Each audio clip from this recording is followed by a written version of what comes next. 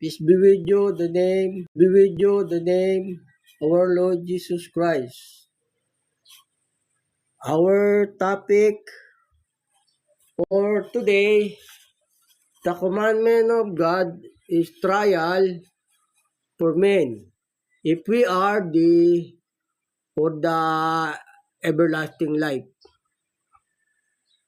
Our topic for today.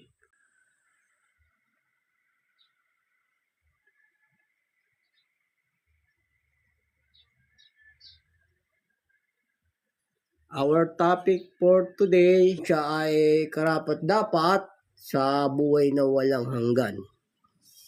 Because many church and people is not to enter the kingdom of God.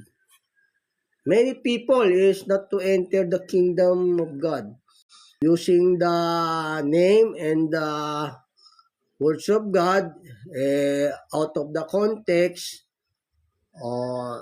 not to submit to God. About many people, many church not to submit to God. Wrong doctrine,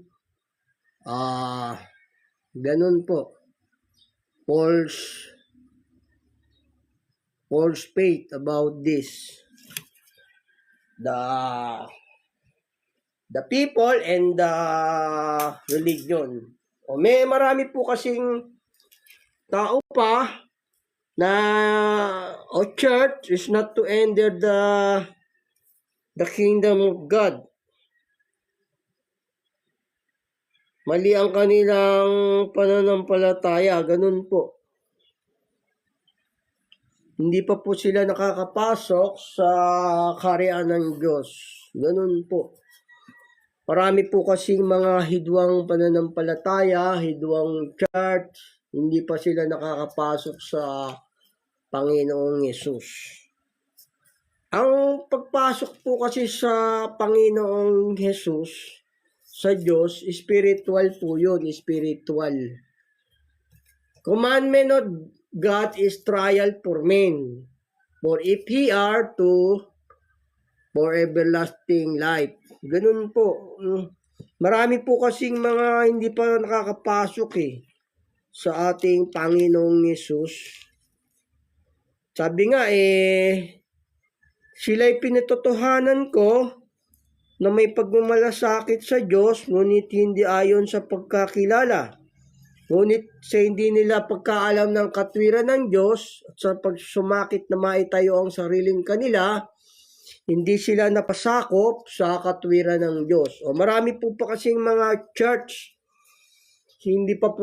marami pong church, tao na hindi pa po nakakapasok sa Panginoong Yesus.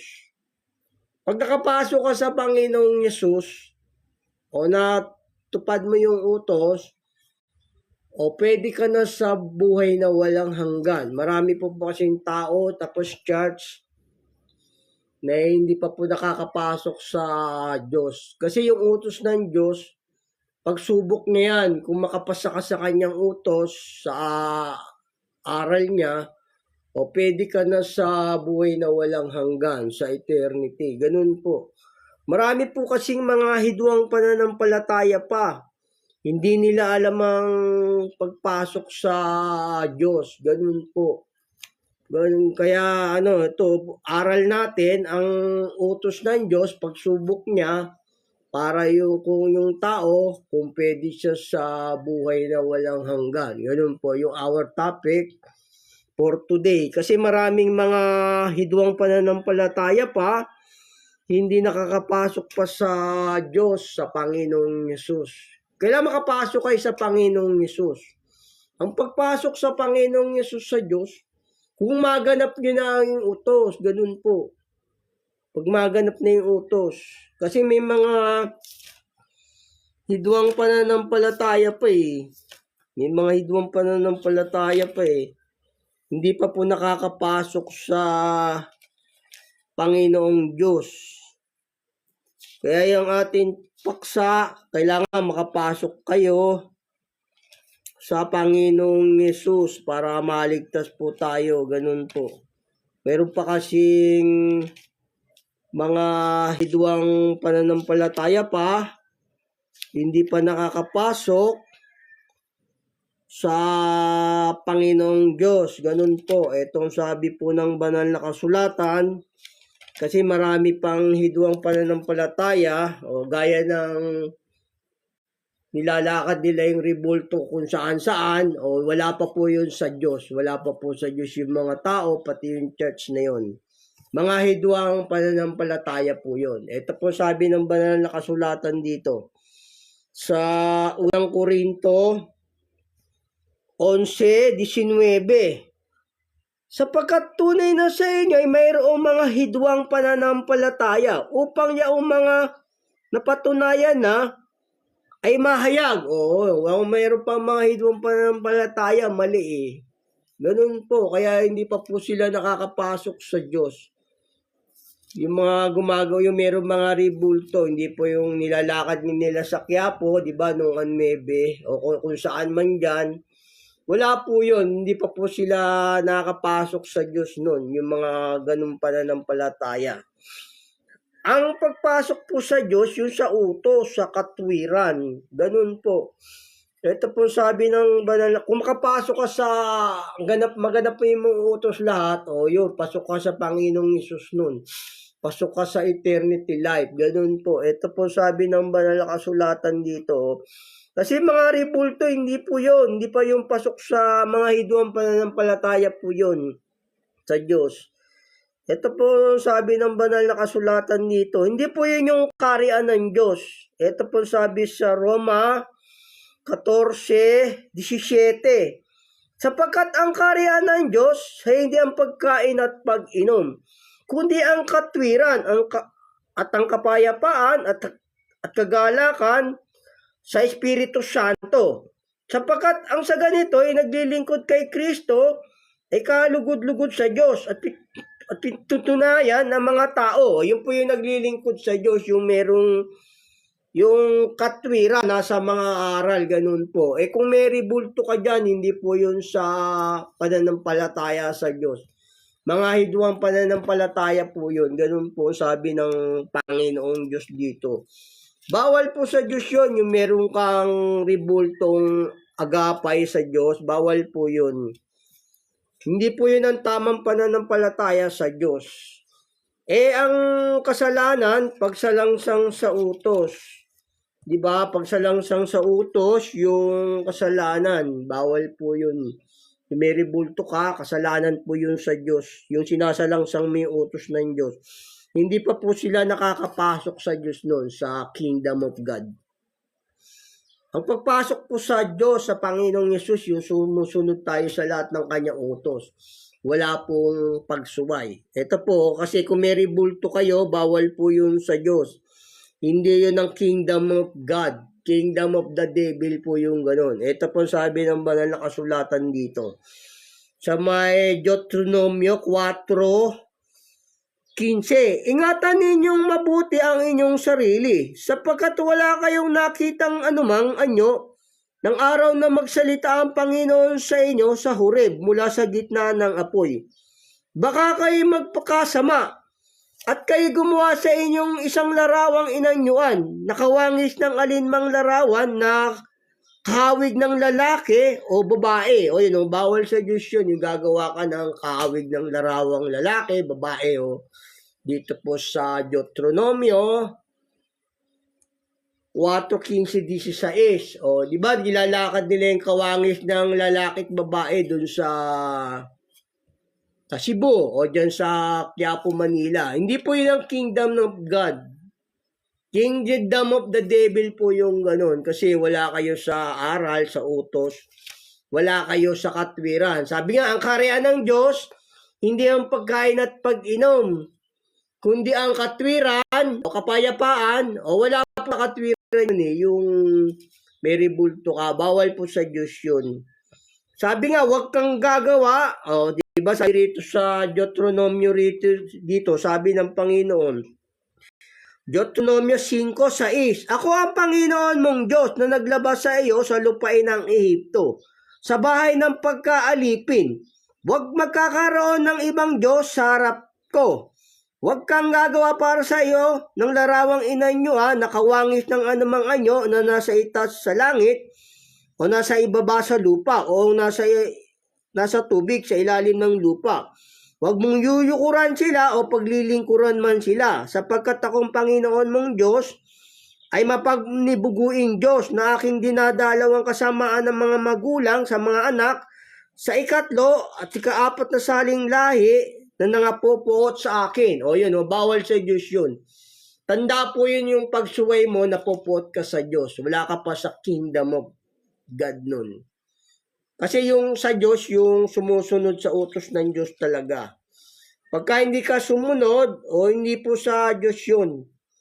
Kingdom of the devil po yung ganun. Kasi bawal sa Diyos yun, yung may bulto ka, tapos nilalakad mo sa Quiapo o sa Cebu. Bawal po yun di ba sabi, huwag kang gagawa na inyong larawan. O di ba, gaya rin dito sa Levitico, sabi rin dito ng Diyos. Yung utos po ng Diyos, yung pagsubok niya yun. Pag natupad mo, maliligtas ka, ganun po. O kung nagkasala ka naman, hindi sinasadya, tinutubos po yun ng ating Panginoong Yesus. Pero kung gagawa ng ribulto, hindi po yun ang kingdom of God. Kingdom of the devil po yung ganun. Ganun po.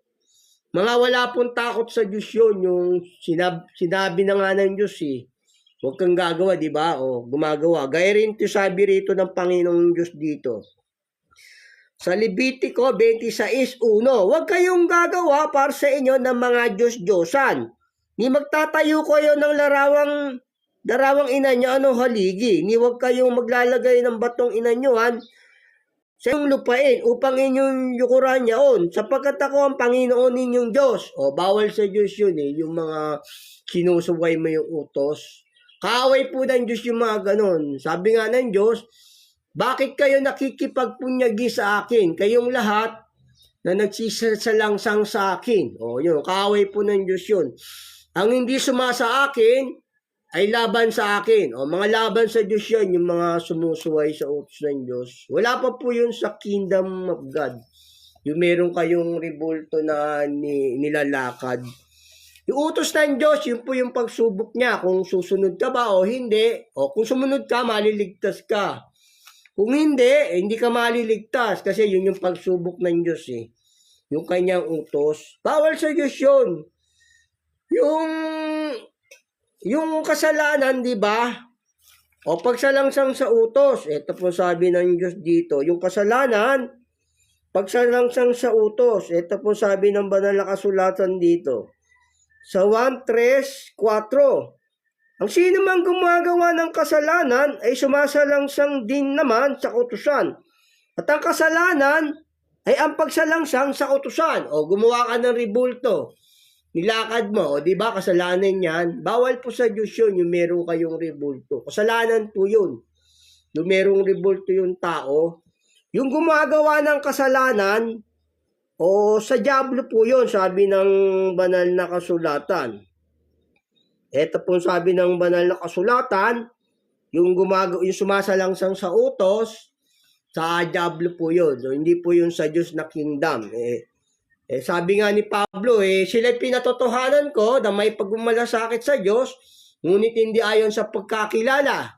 Ngunit sa hindi nila pakaalam ng katwiran ng Diyos, at sa pagsumakit na maitayo ang sariling kanila, sila hindi napasakop sa katwiran ng Diyos. Kailangan yung kingdom ng God, napapasakop ka sa aral sa katwiran. Nasakop ka, nakapasok ka sa Diyos noon, sa Panginoong Yesus. Yun, maliligtas ka. Kasi yun yung pagsubok niya, yung kanyang utos. Ito po, yung sa kasalanan po kasi, yung may kasalanan na sekta, sa diablo po yun. Itong sabi ng banal na kasulatan dito. Sa may unang 1:3-6, ang gumagawa ng kasalanan ay sa diablo, sapagkat buhat pa ng pasimula ay nagkakasala ang diablo.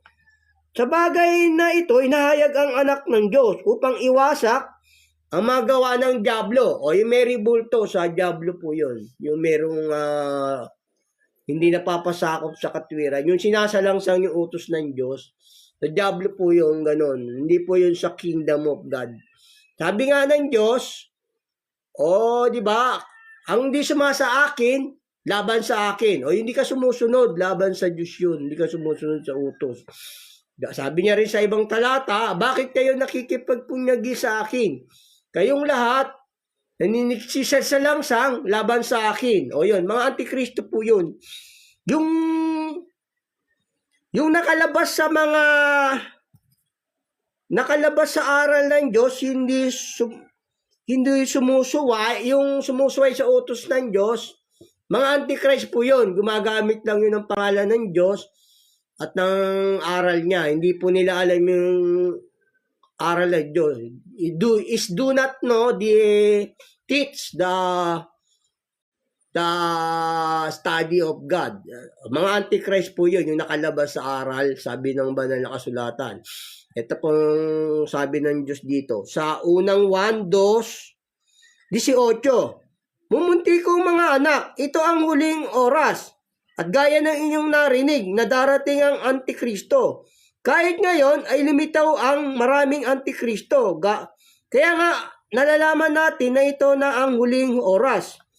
Sila'y nagsilabas sa atin. O yun, nagsilabas, sabihin, nakalabas sa aral yun, nakasuway. Ngunit sila'y hindi sa atin. Sapagkat kung sila'y sa atin, ay nagsisipanatili sa atin. Ngunit nangagsilabas upang sila'y mahayag, silang lahat ay hindi sa atin. Yung mga nakalabas sa aral, yung mga antikristo po yun. Yung nananatili sa aral, yun po yung sa Diyos naman. Yung nananatiling hindi lumalabas sa aral, yun naman yung sa Diyos. Sa Diyos naman yung nananatili sa aral, sabi ng banal na kasulatan. Ito po sabi ng banal na kasulatan. Yung nananatili sa pagsunod sa Diyos, yun naman yung sa Diyos, yung nakapasok sa katwiran, sa aral niya, yun po yung kingdom of God. Yung nananatili sa aral na sumusunod, yung nakalabas sa aral, mga antichrist po yun. Ganoon po, mga antichrist. Yung nakapasok naman sa katwiran, sa aral, yun po yung sa Diyos. Ito po sabi ng banal na kasulatan dito. Sa ikalawang Timoteo 3:14, datapat manatili ka sa bagay na iyong pinag-aralan at pinagkaroon mo ng katunayan, yamang nalalaman mo kung kanino mo nangatutunan. Yun yung nananatili sa aral na pagsunod. Yun po yung sa Diyos. Sabi nga ng Panginoong Hesus, ang magtitiis hanggang sa wakas siyang maliligtas. Di ba? Ngunit ang aking lingkod ay may bubuhay sa pananampalataya. Ngunit kung siya'y umurong, hindi kalulugdan ng aking kaluluwa. Yun yung mga umuurong, yung lumilihis. Mga antichrist po yun. Antichrist po yun, yung mga hindi nananatili sa aral ng Diyos. Kailangan manatili ka. Sabi rito, basahin ko sa inyo uli rito, sa ikalawang Timoteo 3:14, datapat manatili ka sa mga bagay na iyong pinag-aralan.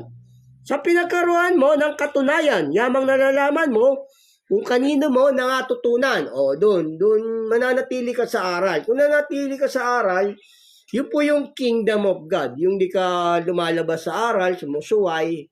Pag sumuway ka, hindi po yung sa Diyos. Di ba ang kasalanan, pagsalangsang sa kutsan. Pag nagkakasala ka, nandun ka sa, sabi nga, may daan na tila matuwid sa tao. Ngunit ang dulo na yaon, ay mga daan ng kamatayan. Nasa daan ka ng kamatayan nun pagka wala ka sa aral ng Diyos. Hindi po yung kingdom ng Diyos. Kasi sabi rito sa Roma, gumagamit lang sila ng aral ng Diyos, no? Pero wala sila sa aral, hindi sila nakatungtong ko. Kumbaga, sa release ng trend, kailangan nandun ka sa release ng trend. Na kung trend, nandun ka sa may release. Pag lumihis ka ng daan, madidisgrasya yung trend, di ba? Mabubuwal. Marami kasing ganong fake, yung hidwa, yung pananampalataya nila. Wala sila sa daan. Kailangan nasa daan kayo para yun po yung tunay na sa Diyos. Yung utos ng Diyos, yun po yung kanyang pagsubok. Kung matupad natin, maliligtas tayo. Kasi meron mga tao, no? nagmamalasakit sa Diyos o hindi naman sila sakop ng katwiran. Kaya nagpapasakop sa aral sa katwiran. Gaya sabi ng banal na kasulatan dito, sa Roma 10, dito po sa Roma 10:2 hanggang 3. Sapagkat sila'y pinatotohanan ko na may mga pagmamalasakit sa Diyos, dapat hindi ayon sa pagkakilala. Sapagkat sa hindi nila pagkaalam ng katwiran ng Diyos, at sa pagsumakit na maitayo ang sariling kanila, ay hindi sila napasakop sa katwiran ng Diyos. O yung mga hindi nagpapasakop sa katwiran ng Diyos, yung mga antichrist po yun. Kailangan nananatilig ka sa aral, ganun. Kung meron kang ribulto dyan, na inilalakad sa Quiapo, sa Maynila, hindi po sa pananampalataya sa Diyos yun. Nasa labas pa sila. Sabi nga siyang gumagala sa labas ng daan ng kaunawaan, magpapahinga sa kapisanan ng patay. O, bawal po yung ganun sa Diyos. Yung meron ribulto. Pagsalangsang po sa utos yun. Sabi nga, ang gumagawa ng kasalanan, di ba? Ang kasalanan, kamatayan, di ba? Sabi ng banal na kasulatan. O, ito sabi ng banal na kasulatan dito. Sa may Roma 6:23. Sapagkat ang kabayaran ng kasalanan ay kamatayan. O, tatapat ang kaloob na walang bayad ng Diyos ay buhay na walang hanggan kay Kristo Jesus na Panginoon natin. O basta sumusuway ka sa utos ng Diyos, kasalanan yun, nagkakasala ka, ganun po. Yun po yung sabi ng banal na kasulatan. Kailangan hindi po tayo sumusuway sa utos ng Diyos, yun po yung kingdom niya. Kung sinusuway mo, hindi yun sa Diyos. Wala kang takot sa Diyos doon pag sinusuway mo yung utos niya. Kahit isang salita, utos ng Diyos, hindi mo dapat suwayin kasi wala kang takot sa Diyos nun. Yung mga sumusuway sa utos ng Diyos, hindi po sa Diyos yun, mga suwail po yun, hindi po yun sa kingdom of God. Kasi wala silang takot sa Diyos, o hindi po sa Diyos na kingdom yun, hindi po sa kingdom ng Diyos na, hindi po sa church ng Diyos yun. Kasi yung pag sumalangsang ka sa utos ng Diyos, wala kang takot sa Diyos noon, hindi po yun sa Diyos. Ito po sabi ng banal na kasulatan dito. Sa mga awit, 36:1. Ang pagsalangsang ng masama ay nagsasabi sa loob ng aking puso, walang takot sa Diyos, sa harap ng kanyang mga mata. O, walang takot sa Diyos yun Yung sumasalangsang sa utos ng Diyos. Walang takot. Ito sabi ng banal na kasulatan, O nangurap ka dyan sa gobyerno, wala kang takot sa Diyos nun. Nangalunya ka, nakiapid ka, wala kang takot sa Diyos nun. Hindi mo inibig yung kapwa mo, wala kang takot sa Diyos. Basta sumulansang ka sa utos ng Diyos, wala kang takot sa Diyos. According to the Holy Scripture. Basahin ko sa inyo muli rito. Nang babae ka, nang lalaki ka, nakiapid ka, nangalunya ka. Wala kang takot sa Diyos nun. Kung may takot ka sa Diyos, eto, walang takot sa Diyos yan, yung mga sumusuway sa utos. Ito po sabi ng banal na kasulatan dito. Basahin ko sa inyo muli. Sa 36:1 ng mga awit, ang pagsalangsang ng masama ay nagsasabi sa loob ng aking puso, walang takot sa Diyos sa harap ng kanyang mga mata. Walang takot sa Diyos sa harap ng kanyang mga mata. Yung mga taong sumusuway sa utos ng Diyos, yung nakakaalam na, Pero kung hindi mo pa naman alam, hindi pa naman yung mabigat na kasalanan. Yung hindi mo pa alam, hindi man naman yung mabigat na kasalanan Pagka hindi mo pa alam, pagka alam mo, mabigat na kasalanan na yun sa Diyos. Ito sabi ng banal na kasulatan dito, kasi walang takot sa Diyos yan yung mga sumusuway sa utos ng Diyos. At saka hindi kingdom ng Diyos yun, yung gagawa ka ng ribulto, ilalakad mo. Sabi ng Diyos doon, mga mangmang yun. Ito po sabi ng banal na kasulatan dito. Sa Isaias 45:20, kayo'y magpisan at magsiparito, magsilapit kayong magkakasama, kayong mga nakatanan sa mga bansa. Sila'y walang kaalaman na nagdadala ng kahoy ng kanilang larawang inanyuan na nagsisidalangin sa Diyos na hindi makapagliligtas. O yung inilalakad mo yung Nazareno, no? Kahoy yun, larawang inanyuan yun, no? Hindi ka maliligtas doon. Bawal sa Diyos yung gumagawa ka ng ribulto. O, tapos meron ka ribulto, bawal sa Diyos yun. Sumasalang-sang ka sa utos noon. According to the Holy Scripture, the faith, the believers, their the statue is for the devil, not the God. Basahin ko sa inyo muli rito.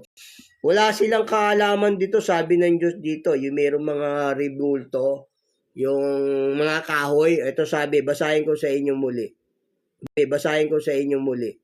Dito sa Isaiah 45:20. Kayo mga pipisan at magsiparito, magsilapit kayong magkakasama. Kayo mga nakatanan sa mga bansa. Sila'y walang kaalaman na nagdadala ng kahoy ng kanilang larawang inanyuan. O, di ba kahoy yung nilalakad nila doon sa Metro Manila at saka doon sa Cebu? Hindi naman yung Diyos eh. Ang Diyos kasi natin, yung mata ng Panginoong Yesus, apoy yun. Buhok niya puting-puti. Boy negro. Dak Nazareth yun eh. Hindi po yun larawan ng Diyos. Ang larawan ng Diyos, yung banal siya, hindi po yun. Tapos yung kanyang paatan, parang ginto, tanso. Ganun po yung larawan ng Diyos. Basahin ko sa inyo muli. Sila'y walang kaalaman na nagdadala ng kahoy ng kanilang larawang inanyuan na nagsisidalangin sa Diyos na hindi makapagliligtas. Dito po yung sa Isaiah 20. Bawal sa Diyos yun, yung naglalakad kang nilalakad ng mga ribulto, yung ninyo mo, bawal po sa Diyos yun. Hindi sila napasakop sa katwiran ng Diyos. Yung mga hindi sakop sa aral ng Diyos, mga antichrist po yun. Mga, di ba sabi sa Biblia, yung mga lumabas sa aral, mga antichrist po yun. Ganun po. Yung sa Diyos po yung talaga, yung sa Diyos po yung sumusunod sa utos, hindi po yung sumusuway. Yung mga ganyan gumagamit lang ng pangalan ng Diyos yun. Pagka yung ganung wala ka sa katwiran ng Diyos, gumagamit lang ng pangalan ng Diyos yun. Ganun. Pag wala sa aral ng Diyos, wala sa katwiran, gumagamit lang ng pangalan. Ito sabi ng banal na kasulatan. Sa mga awit 139:20, sapagkat sila'y nagsasalita laban sa iyo ng kasamaan, ginagamit ng iyong mga kaaway ay ang iyong pangalan sa walang kabuluhan. Ginagamit lang yung pangalan ng Diyos nun. Yung mga kaaway ng Diyos. Pero hindi sila napapasakop sa katwiran ng Diyos. Kailangan papasakop sa aral para sa Diyos po yung sekta nyo. Tanggalin niyo po yung ribulto para sa Diyos kayo. Hindi po sa Diyos yun. Kaya nga sabi ng Panginoong Jesus dito, yung nilagay nila yung kanilang ribulto sa nilagay nila kanilang ribulto sa may templo, pero hindi sa Diyos yun. Ito sabi ng banal na kasulatan dito. Sa Jeremias 7:4, huwag kayong magtiwala sa mga kabulaan ng salita na nagsasabi, ang templo ng Panginoon, ang templo ng Panginoon. Ang templo ng Panginoon ay ang mga ito. Kasi naglagay sila ng ribulto rito. Narito kayo nagsisitiwala sa kabulaan ng salita na hindi mapakinabangan. Sabi nila si Jesus daw yun. Kayo na nagnanakaw, nagsisipatay, nangangalo niya, nagsisumpa ng kabulaanan at nagsusunod ng kamangyan kay Baal na nagsisunod sa ibang mga Diyos na hindi ninyo nakikilala. At magsiparito at magsisitayo sa harap ko sa bahay na tinatawag sa aking pangalan.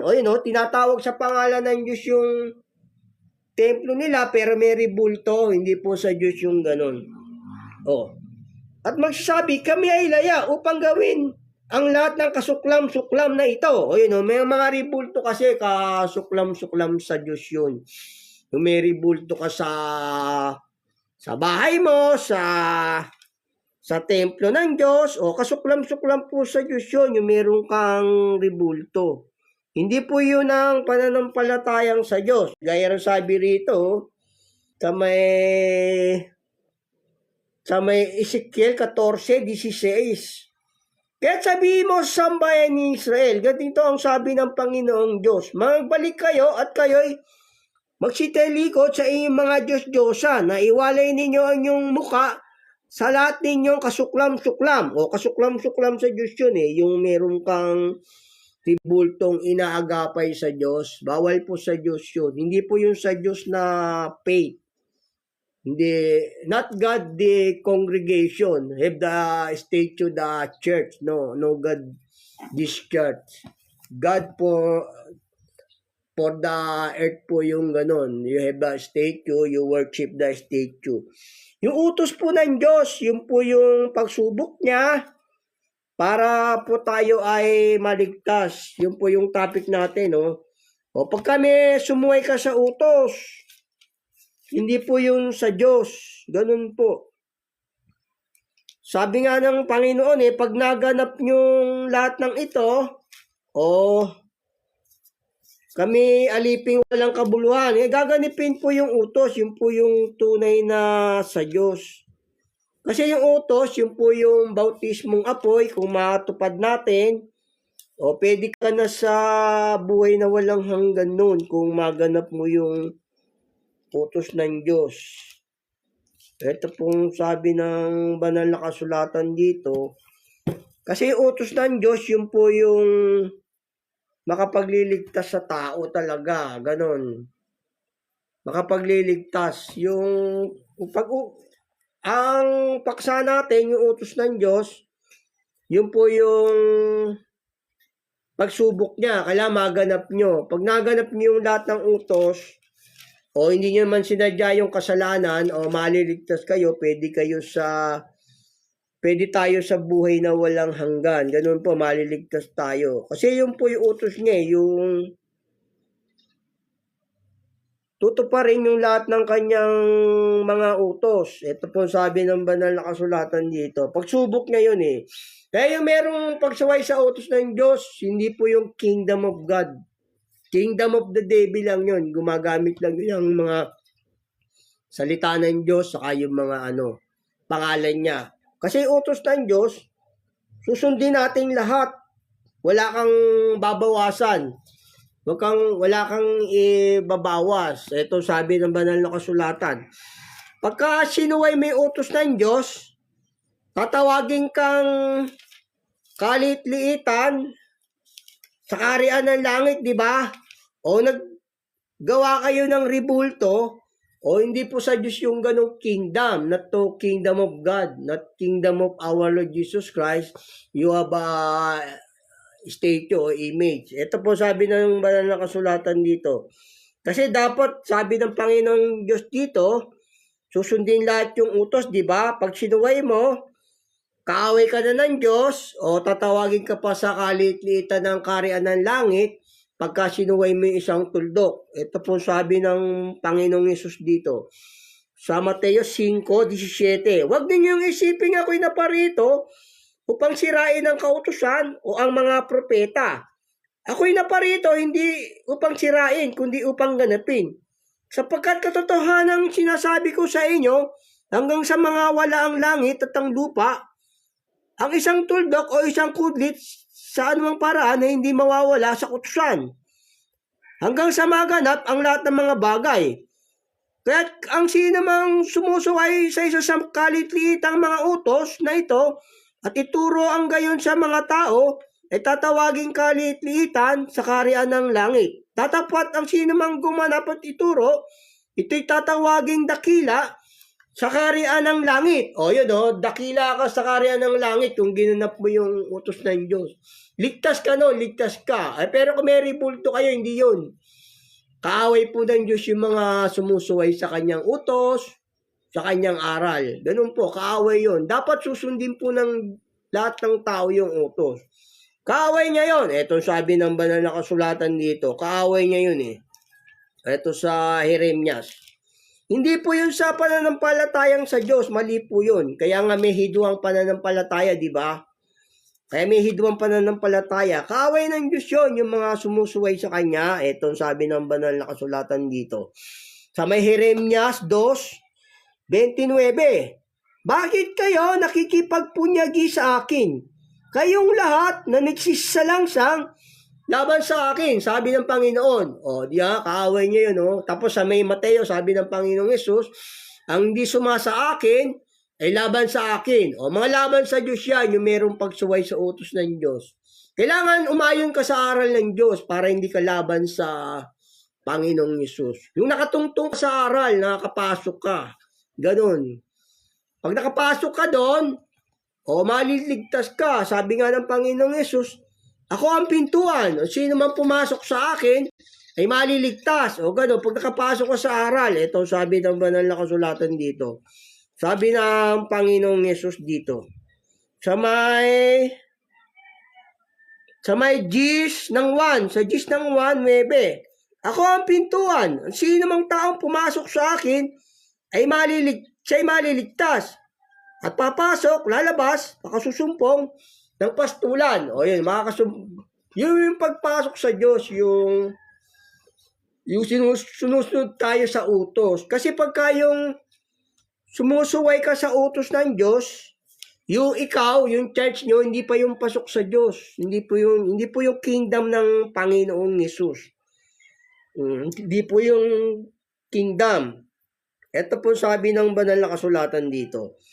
Yung nakapasok sa Diyos, sa Panginoong Yesus, yung walang pagsuway sa utos, yun po yung kingdom ng Diyos, ng Panginoong Yesus.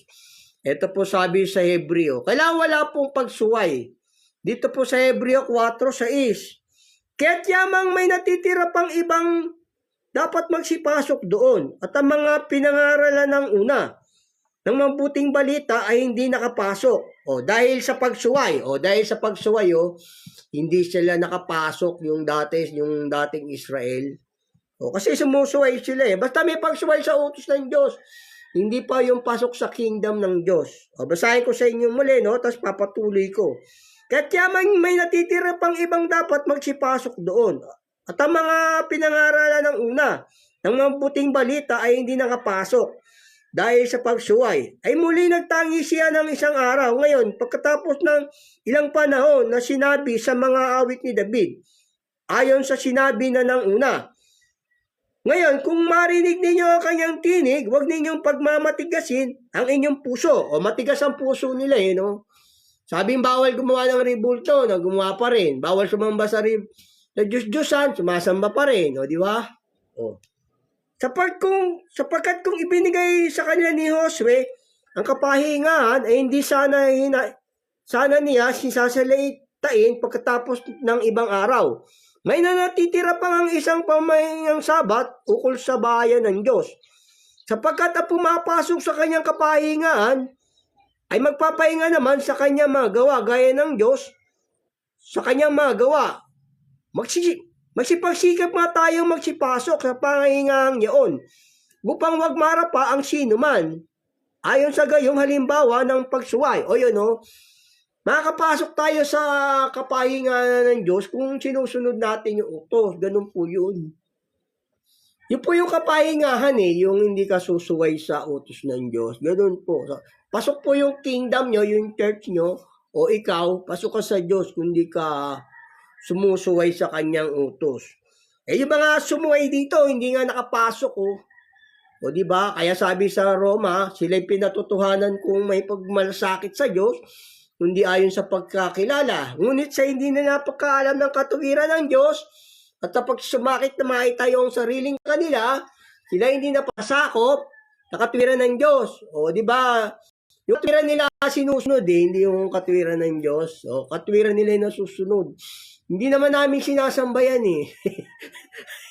Bawal nga sa Diyos yun. Bawal sa Diyos yun, yung meron na ako kay Nanyuan. Yung mga sumusuway sa utos ng Diyos, hindi pa po yung nakapasok sa kingdom ng Diyos. Ganun po, hindi pa nakapasok sa Panginoong Yesus yun. Pasok ka sa Diyos yung hindi ka sumusuway. O basahin ko sa inyo muli rito. Sa Hebreo 4:6, kaya't yaman may natitira pang ibang dapat magsipasok doon. At ang mga pinangaralan ng una, ng mga puting balita ay hindi nakapasok dahil sa pagsuway. O wala, hindi kahit gaano pang lakarin mo dyan sa Maynila dyan, lakad mo yung ribulto hindi ka naman pasok sa Diyos dun. Hindi pasok sa katwiran ng Diyos yung ganun. Kahit gaano pang ano yun. O, kasi yung utos ng Diyos, dapat sundin yung utos. Yun, para pasok ka sa kingdom ng Diyos yun. Pasok ka rin sa, sa langit, sa eternity. O sabi ng Diyos dito sa Israel, dito sa Deuteronomio. Dapat susundin ng lahat ng utos. Ito po sabi sa Deuteronomio rito. Sa 4:1 hanggang 2. At ngayon, O Israel, dinggin mo ang mga palatuntunan at mga katulan na aking tinuturo sa iyo upang sundin ninyo, upang kayo mabuhay sa at pumasok sa inyong ariin ng lupain na ibinigay sa inyo ng Panginoong Diyos ng inyong mga magulang. Huwag ninyong daradagan ni babawasan ng salita na aking niutos sa inyo upang inyong maingatan ang mga utos ng Panginoon ninyong Diyos na aking iniutos sa inyo. Ayun yung utos, yun po yung pagsubok ng Diyos sa tao. Kung sumunod ka ba, o sumunod ka, maliligtas ka. Ayun po sabi ng banal na kasulatan. Pagka hindi ka sumunod, o hindi ka maliligtas, yung sumuhay ka sa isa, o nakasuway ka sa utos ng Diyos, sinadya mo, hindi ka pasok sa Diyos nun. Kailangan walang pagsuway para makapasok ka. O kaya rin sabi rito sa sa Deuteronomio 12:32. Kung anong bagay ang iniutos ko sa iyo, ay siya mong isasagawa. Huwag mong dadadagan, ni babawasan. O yun, gaya rin sa Ecclesiastes, sabi ng Diyos dito, yun yung katungkulan ng tao kasi, yung pagsunod sa utos. Wala kang dapat suwayin. Kasi, pag sinusuway mo yung utos ng Diyos, hinahamak mo yung Diyos doon. Paghamak sa Diyos yun. Pagka sumusuway ka. Ito, sabi rito sa Ecclesiastes dito, 12:13. Ito ang wakas ng bagay, lahat ay narinig. Ikaw ay matakot sa Diyos at sundin mo ang kanyang mga utos. Sapagkat ito ang buong katungkulan ng tao. Ayun yung mo susundin yung utos, yun yung buong katungkulan ng tao. Pag nakapasok ka ron, pasok ko na sa buhay na walang hanggan nun. Kung naganap mo yung utos, o kung hindi mo man maganap, o dahil mahina ang tao, dahil walang taong hindi nagkakasala, o yung Panginoon yung tutubos, basta wag mo lang sinasadya. Sadyang kasalanan na yun yung meron kayong rebulto. Bawal sa Diyos yun, kaaway na ng Diyos yung ganun. Hindi po sa Diyos yun. Kasi yung tayo, babautismuhan tayo ng, kung ano kasi yung binautismo sa Panginoong Yesus, ganun din yung tatanggapin natin bautismo, ganun.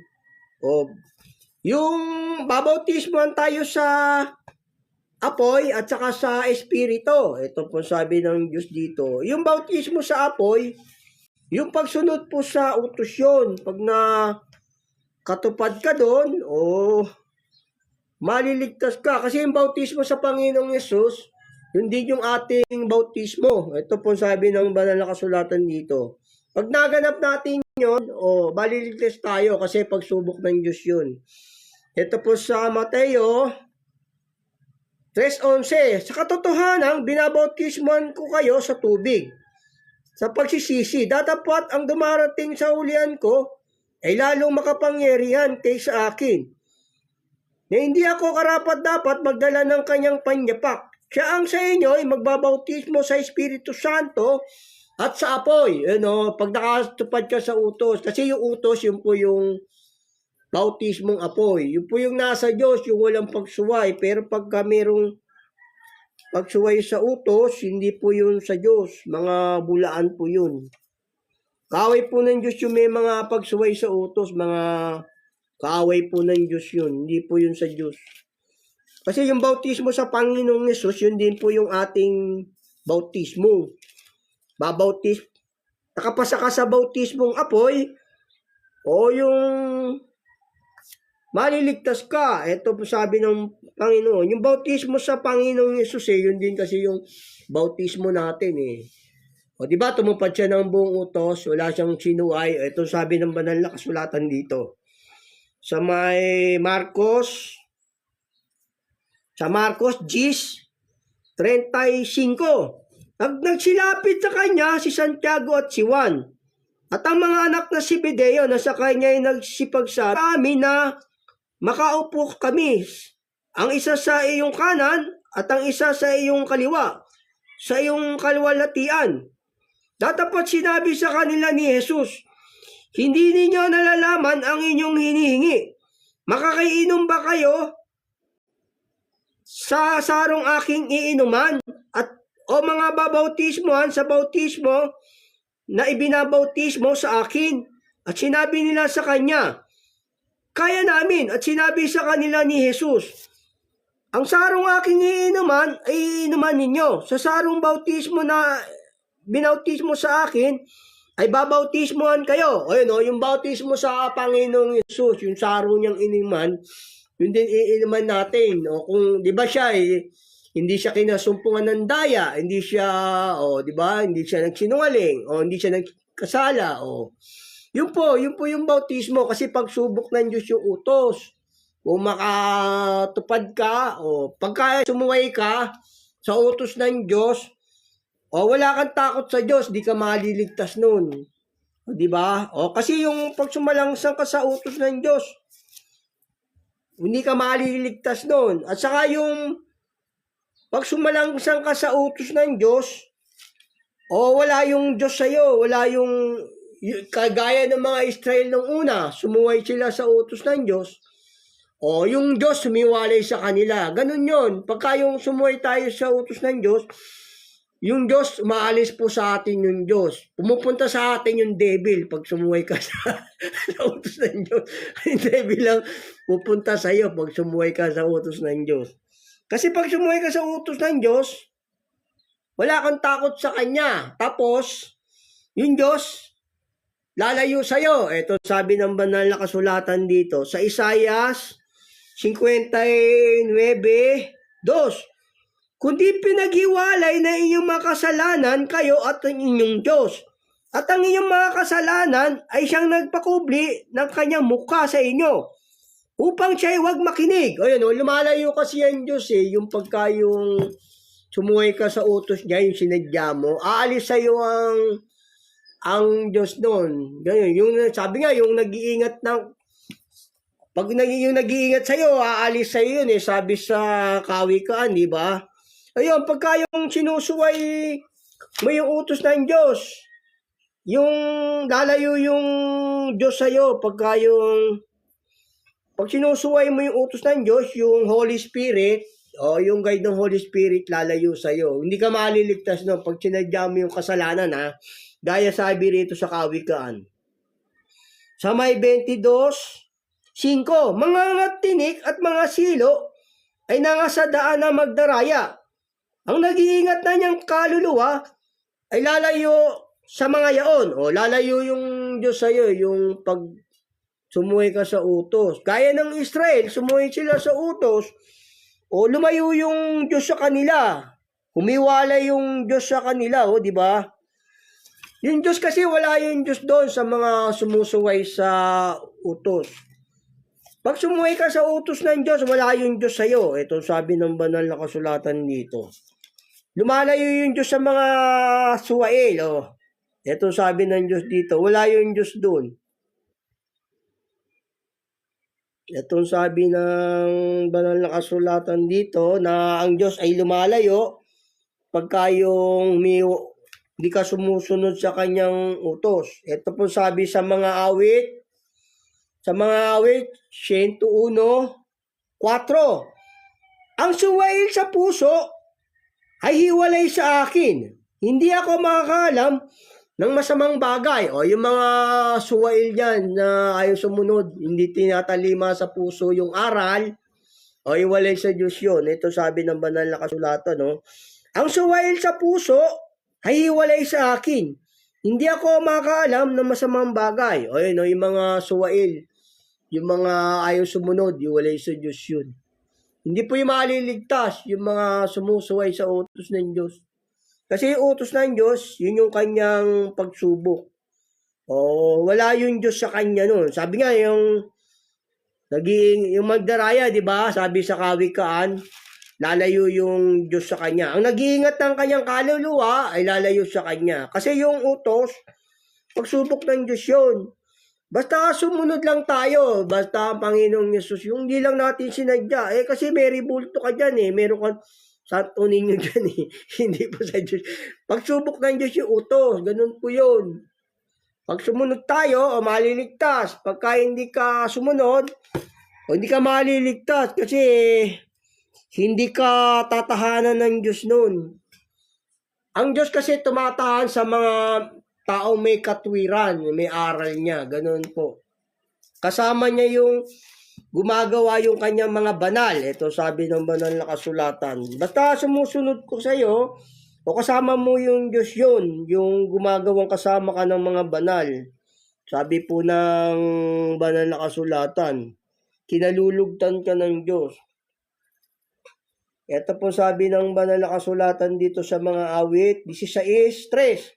Tungkol sa mga banal na nga sa lupa, sila ang maririlag na mga kinalulugdan kong lubos. O yun yung mga sumusunod sa utos. Yung mga sabi nga ng Diyos, akong karunungan ay tumataan sa kabaitan. Di ba? Yun doon siya tumataan sa mga mababait na may katwiran na sumusunod sa Kanya. Ganun po, yun po yung may katwiran na sumusunod sa Diyos. Yun po yung nasa Diyos, yun po yung Kanyang kaharian. Ayan Ito, yung meron yung, andun yung Diyos yung merong Kanyang katwiran, yung may utos, tataan sa'yo. Sabi nga ng Panginoong Yesus, ang meron ng aking utos, tumutupad nito, ay siyang umiibig sa akin. Ibigin siya ng aking Ama, kami papa sa Kanya, siya'y gagawin naming tahanan. Yun yung may utos, yun po yung pinananahanan ng Holy Spirit. Yun po yun, nandun po yung kingdom of God. Kung pagsuway, wala po yung kingdom of God doon. Gaya rin to sabi ng Panginoong Yesus, yung kanyang merong katwiran niya, doon naghahari ang Diyos. Dito po sa Ikalawang Samuel 23:3. Sinabi ng Diyos ng Israel, ang malaking bato ng Israel ay nagsalita sa akin. Ang naghahari sa mga tao na may katwiran. Ayan yung may katwiran. Doon yung, kasi hindi katwiran yun yung meron kang ribulto, yung nilalakad. Hindi katwiran, hindi. Sabi nga, doon nga yung naghahari ang Diyos sa may tao may katwiran. Namamahala sa katakutan sa Diyos. Ayan yung meron yung katwiran ng Diyos, yung may utos niya, sinusunod. Andun po yung kingdom of God. Pagka may pagsuway, wala po dun. Hindi ka na paghaharian ng Diyos. Sa langsang masama, sinabi ng aking puso, walang takot sa kanya yung pagsalangsang masama, di ba? Mga suwail po yun, gano'n. Basahin ko sa inyo muli. Yung kingdom ng God kasi, yung kaharian kasi ng Diyos, yung merong kanyang katwiran, sinusunod mo, yun po yung tunay na church. Yun yung mga taong maliligtas din. Yung may katwiran sa puso, sinusunod. Ito sabi ng banal na kasulatan, basahin ko sa inyo muli, sa Ikalawang Samuel 23:3. Sinabi ng Diyos ng Israel, ang malaking bato ng Israel ay nagsabi sa akin, ang naghahari sa mga tao na may katwiran, na mamahala sa katakutan sa Diyos. Walang katwiran yun yung meron kang ribulto. Bawal sa Diyos yun, sinasalangsang may utos. Hindi po yung tunay na sa Diyos. Yung utos ng Diyos, yun po yung kanyang pagsubok. Kung susunod ka ba o hindi, maliligtas ka pag sumunod ka. Dito sabi sa yung sabi rito ng Diyos dito sa hukom. Kasi pagsubok niya yun yung utos. Pag sumunod ka maliligtas ka. Pagka hindi ka sumunod, sinadya mo yung kasalanan, pagsubok po ng Diyos yun, yung utos. Ito po sabi ng banal na kasulatan. Kung susunod ka ba sa Kanya o hindi. Ito sabi ng banal na kasulatan dito sa hukom 2:20. Ito sabi niya rito sa hukom Kasi yung mga tao rito, nung unang panahon, pinalilipol ng Diyos sa Israel. O ayaw nilang lipulin, kaya hindi na ninilipol, o ginawa na lang ng Diyos na pagsubok yung mga tao rito, yung kapanahunan ng Israel nung araw.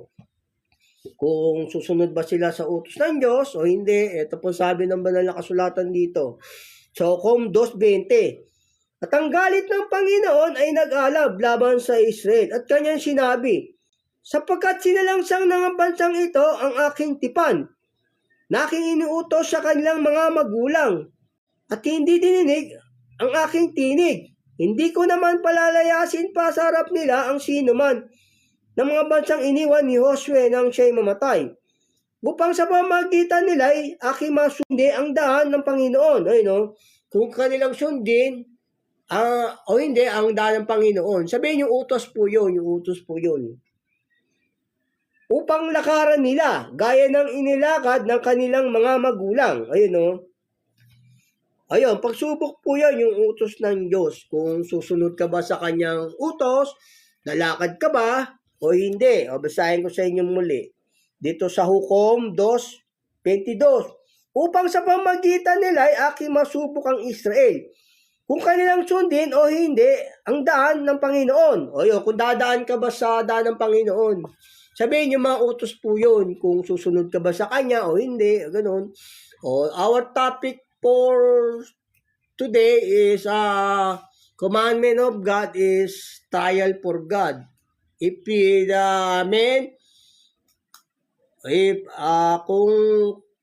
man is the accepted the eternity. Ganun po, kung siya ay karapat-dapat sa buhay na walang hanggan.